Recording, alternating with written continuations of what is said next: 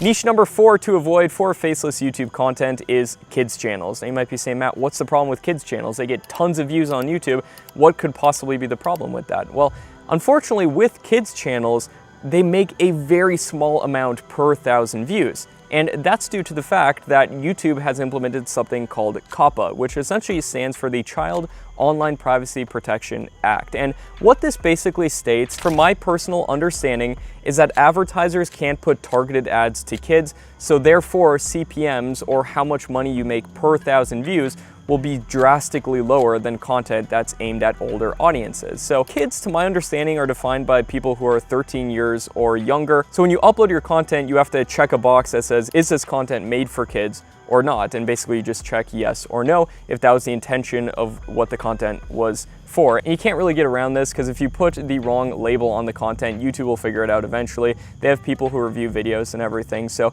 it's best to play it safe. And while you can make money with kids content, it's just not going to be nearly as much as you could with other types of content, which is why I actually do not recommend doing it under any circumstances, really, unless this was just your #1 passion, making this type of content. And to demonstrate this, I had somebody within my Tube Mastery community. I run a course, we have over like 10,000 people within this private community who've paid for access to it.